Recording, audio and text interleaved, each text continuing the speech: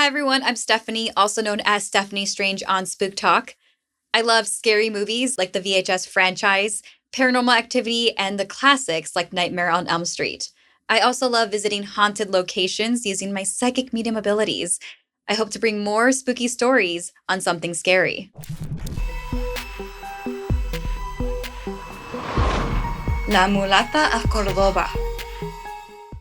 You never know the deadly lengths someone will go to survive when they're backed into a corner like in this story inspired by Kelly. Soledad was a well-known herbalist treating many in the community who suffered from illness. Yet despite helping to heal people, there were rumors she had made a deal with the devil himself to keep her youth and her beauty forever. Many grew jealous of Soledad. A myriad of suitors offered their hand in marriage, but she rejected them all. Rich or poor, young or old, not wanting to be someone's prize. One of these suitors was Don Martin de Orcania, the mayor of Cordoba. When Soledad dismissed his proposal, he grew angry and sought revenge. He started another rumor, convincing the townspeople she was indeed a witch. He claimed she had snuck a potion into his drink, causing him to fall in love with her, just so she could refuse and humiliate him.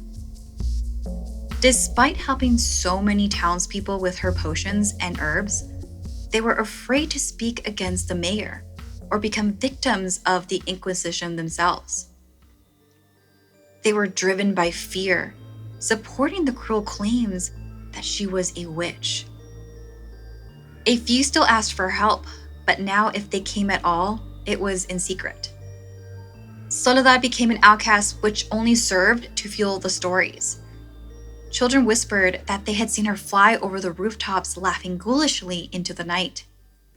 Men, likely disgruntled suitors, claimed she had tried to sneak them love potions as well. Sadly, Soledad was not surprised when officers turned up at her door and she was taken to San Juan de Urtea prison, where she awaited the punishment for being a witch, being burned to death at the stake. While she was imprisoned, Soledad used her charm to befriend a guard. She had asked him if he could bring her charcoal, and he unwillingly obliged. After all, what harm could it cause?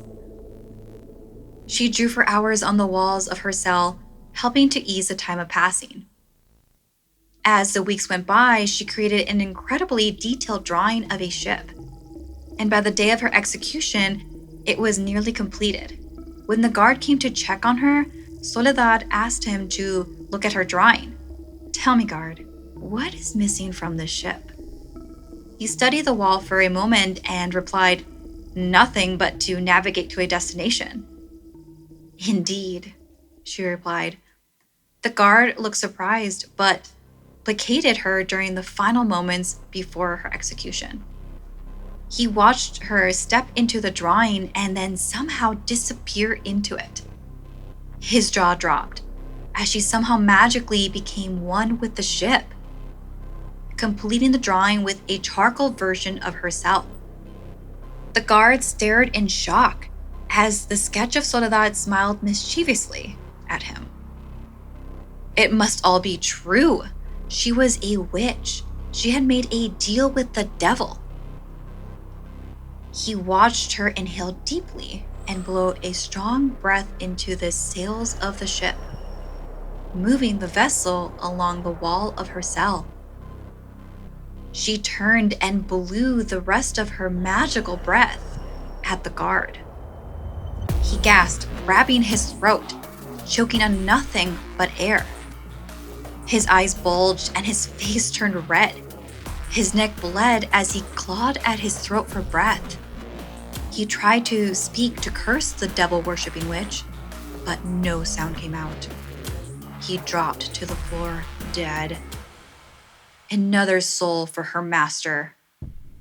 Soledad breathed more wind into the sails as her ship glided off the walls of the prison and vanished. She was never seen again, nor her cell ever used, as none of the guards dared to set foot inside.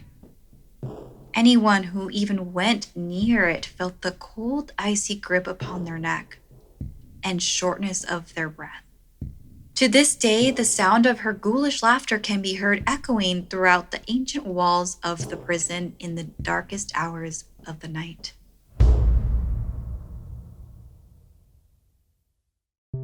May is Mental Health Awareness Month, and it's the perfect time to prioritize your mental well-being and give yourself permission to go out there and get help. A licensed Talkspace therapist can help you identify what that permission looks like, whether it's setting stronger boundaries, letting something go, or gaining the courage to try something different. Nowadays, we consume so much social media, and we just don't get the time to reflect on our emotions like we used to without it. Talkspace can help us through that. So for anyone who is looking to get started with therapy, I recommend Talkspace because they make it really easy to match with a licensed therapist and schedule a session. Talkspace therapists are available anytime you need them. But no matter where you are in your mental health journey, talking to a therapist who's trained to help makes a huge difference. Consider this your permission slip to put your mental health first. Match with a dedicated therapist today at Talkspace.com and use promo code SCARY during the sign up to get $100 off your first month. That's $100 off at Talkspace.com, promo code SCARY.